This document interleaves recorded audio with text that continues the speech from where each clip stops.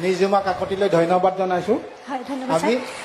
আমি আচলতে ইমান দেৰিকৈ নাচে আৰু ঘামি জামি যায়, ভাগৰো লাগে, সেইকাৰণে আমি একেবাৰে সাধাৰণ প্ৰশ্নবোৰ দিছোঁ। ঘৰত ব্যৱহাৰ কৰা বস্তুখিনি পাহৰি গৈছে নেকি বৰ্তমান বুলি, আৰু ৰাইজে কিছুমানে সঁচাকৈ পাহৰি গৈছে। কুচি বুলি ক'লে অলপমান চিন্তা কৰিবলগীয়া হয়।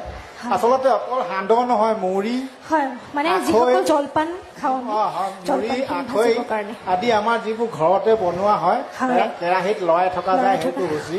আৰু আমি তাত আৰু এটা হুচি আছে, যিখন তাত লগাওঁতেও কেতিয়াবা এটা সৰুকৈ বনাই লয়।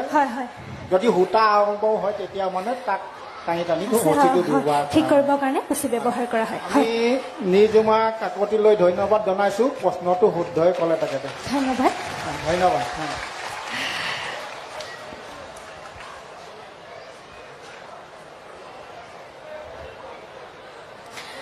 এটি খৰা যোজনা গোৱা প্ৰশ্নটি আগবঢ়াইছিলে প্ৰবীণ কুমাৰ শইকীয়া ছাৰে।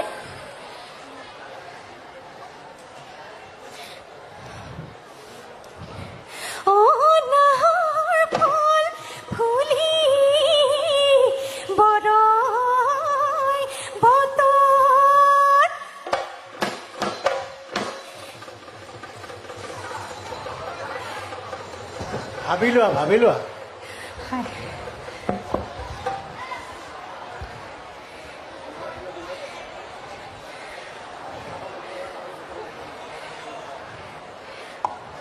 তুমি যিটো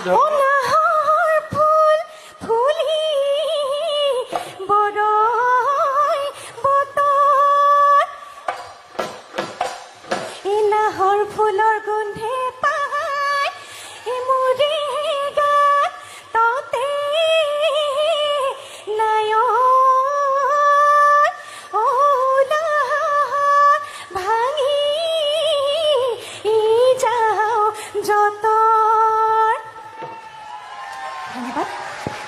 বিহুৱা নাম গোৱাজন আহকচোন। আপুনি কওক খৰা যোজনা এটা কওকচোন।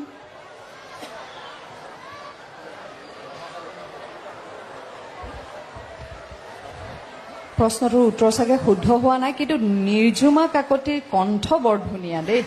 ধন্যবাদ বৰষা।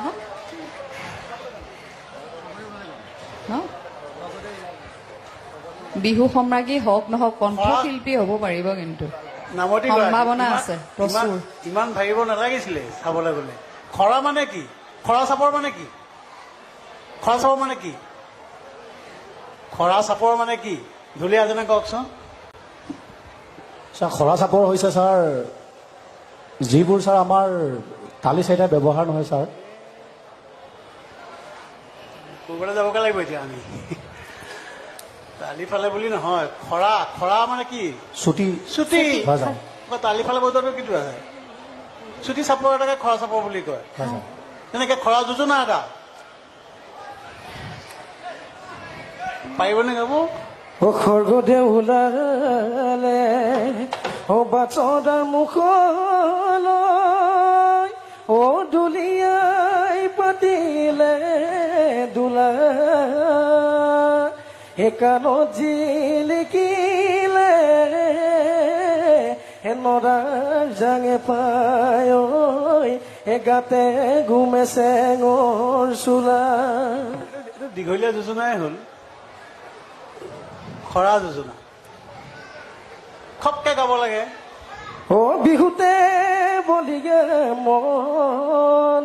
দীঘলীয়া হৈছে, তথাপিও অলপ গৈছেগে বাৰু ওচৰলৈ। এই যেতিয়া দক্ষিণা, যেতিয়া গৃহস্থ চোতালত যেতিয়া আমি হুঁচৰি গাই থাকোঁ, বিহু মাৰি থাকোঁ, দক্ষিণা নিদিয়ে, শেষ এটা চাপৰ মাৰি শেষ কৰিলে লগে লগে এটা খৰা যোজনা ধৰি দিয়ে। এই খুটিতে পৰিলে জীয়া, তললৈ মোকৈ ভাবিব নালাগে, দক্ষিণা উলিয়াই দিয়া। এইবোৰে খৰা যোজনা। খৰা শব্দটো কি? এই হাঁহ দীঘলীয়া কৰি দীঘলীয়া গ'লে চাৰি যোজনা হ'লে। খৰা যোজনাবোৰ সৰ্বসাধাৰণতে তিনিখৰীয়া হয়। খৰা যোজনাবিলাক সৰ্বসাধাৰণতে তিনিখৰীয়া হয়, গম পাইছেনে? শিকি ল'বচোন দুটা চাৰিটা। এই 15 মিনিট বিহুৰ ভিতৰত যদি এটা খৰা যোজনা গাই এটা খৰা চাপৰো মাৰি দিয়ে নহয়, কেনেকুৱা সুন্দৰ হ'ব। এতিয়া ঢোলৰ চাপৰত নাচ দি থোৱা আছে, 10 নম্বৰ দিয়া আছে। তেনেধৰণৰ চাপৰ হোৱাই নাই কিন্তু, গম পাইছেনে? 6গৰাকী বিহুৱতীয়ে নাছিলে, এই 10 নম্বৰ দিব পৰাকৈ কিন্তু ঢোলত চাপৰ কোনো দলে বজোৱা নাই। আমাক নম্বৰ দিবলৈ দিছে, কিন্তু জেগাই নাই এতিয়া। তেনেকুৱাবিলাক বস্তু সোমোৱাব লাগে। সময় বহুত নহয়, 15 মিনিট সময় বহুত। আমি যেতিয়া টেবলত যেতিয়া আমি মিউজিক কৰোঁ, টেবলত যেতিয়া এটা দল যায়, কিমান মিনিট নাচে জানেনে? গোটেই পৃথিৱীয়ে দেখে, আৰু সেইটোতে গোটেই বস্তুটো ওলাই পৰে। কিমান মিনিট জানেনে কোনোবাই? মই কওঁ শুনক, মাত্ৰ 52 মিনিট, 52 ছেকেণ্ড, 52 ছেকেণ্ড। 52 ছেকেণ্ডত সমস্ত বস্তু উলিয়াই দিব লাগিব। গতিকে 15 মিনিট সময়, 15 মিনিট ধেমালি নহয় নহয়, হয়নে? শিকিবচোন, বহুত জনা মানুহ আছে। কণ্ঠ ভাল, তুমি এতিয়া কৈছা, ময়ো কৈছোঁ, ধন্যবাদ ছাৰ। গতিকে ভাল লাগিছে গোটেইখিনি। বাকী আৰু শেষত আমাৰ বক্তব্য ৰাখিম আমি দেই। ধন্যবাদ ছাৰ। কোৱা। নমস্কাৰ। গুৱাহাটী বিহু সন্মিলনীৰ শেষৰগৰাকী প্ৰতিযোগী মই। ইমানবোৰ দৰ্শক দেখি আচলতে অকণমান ভয়ো লাগিছিলে, খুব ভালো লাগিছে। শেষত নাচিছোঁ যদিও খুব ভাল লাগিছে। ইমানবোৰ মানুহ দেখিছোঁ, ইমানবোৰ অভিজ্ঞ ব্যক্তিসকল দেখিছোঁ। মই সৰুৰ পৰা যিসকল বাক চাই পেলাই অনুসৰণ কৰি বিহু নাচিবলৈ শিকিছিলোঁ, তেওঁলোকক এই মঞ্চৰ আগত সকলোৱে বহি আছে। অকণমান ভয় লাগিছিলে, কিন্তু খুব ভাল লাগিছে। শেষত সকলোলৈকে ধন্যবাদ জ্ঞাপন কৰিছোঁ। পলমকৈ হ'লেও আমাৰ অসমীয়া নৱবৰ্ষৰ আন্তৰিক হিয়াভৰা শুভেচ্ছা জ্ঞাপন কৰিছোঁ। ধন্যবাদ। ধন্যবাদ নিৰ্জুমা, তোমালৈও শুভেচ্ছা থাকিলে। মই অলপ আগতে কোৱাৰ দৰে নাচৰ ফলাফল, প্ৰতিযোগিতাৰ ফলাফল কি হয় মই নাজানো, কিন্তু এটা কথা নিশ্চিত যে ঈশ্বৰে তোমাক এক সুন্দৰ কণ্ঠ দিছে, গতিকে সেই কণ্ঠৰ সৎব্যৱহাৰ কৰিলে আমাৰো খুব ভাল লাগিব। শুভেচ্ছা থাকিলে। প্ৰিয় দৰ্শক, প্ৰশ্ন হৈছে শুকতি খাই নে পিন্ধে, কেনেকৈ বনায়? শুকতি খাই কেনেকৈ বনায় বুলি ক'ব গ'লে, আমাৰ মাছ শুকুৱাই বাঁহৰ চুঙাত কচু দিয়ে। তাৰপাছত আমি সেইটো বহুত দিনলৈ এনেকৈ চাঙত, আমাৰ জুইশালৰ চাঙত আমি থওঁ, আৰু সেইটো তেতিয়া হয় যেতিয়া মাছ নাইকিয়া হয়। আমাৰ মাছ যেতিয়া নাইকিয়া হয়, তেতিয়া আমি শুকতি মানে খাওঁ। আৰু বিভিন্ন ভাজি তৰকাৰীতো আমি শুকতি দিব পাৰোঁ, নহ'লে বা আলু পিটিকাটো শুকতি দি আমি খাওঁ। এনে ৰান্ধি পাইছা? ৰান্ধি মানে আইতাহঁতে বনাইছে যে দেখিছোঁ। যথেষ্ট অধ্যয়ন কৰি আহিছা এইবাৰ বাৰু। কিন্তু প্ৰশ্নটোৰ উত্তৰ শুদ্ধ হৈছে নে নাই, আমি পুনৰ অজিত গগৈ ডাঙৰীয়াৰ তৰফৰ পৰা আহিছিলে প্ৰশ্নটো। নিমিষা ডেঙীয়ালৈ ধন্যবাদ জনাইছোঁ, শুদ্ধ উত্তৰে দিছে। ধন্যবাদ ছাৰ। আপোনালোকে শুকতি নিশ্চয় সকলোৱে খায়, গতিকে তেখেতে মই পিন্ধে বুলি কৈছিলোঁ, পিন্ধে নে খায়। গতিকে খোৱা বস্তু আমাৰ বিহু নামতে কৈছে। এই কচু টেঙা, শুকুতি, খুতুৰা, ঢেকীয়া, জুতি লগাই লগাই খাবা, ৰাতি বিহু চাবলৈ অকলে নেযাবা, আমাকো লগতে নিমাওয়া এজনী। সকলোকে একেলগে মঞ্চত লগ পাম বাৰু প্ৰতিযোগিতাৰ শেষত।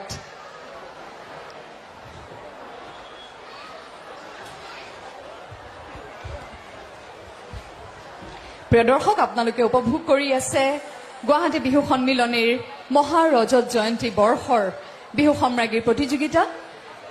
ইতিমধ্যে 4গৰাকী প্ৰতিযোগীৰ নাচ আপোনালোকে উপভোগ কৰিলে। এয়া হৈছে আমাৰ 4ৰ্থগৰাকী প্ৰতিযোগী।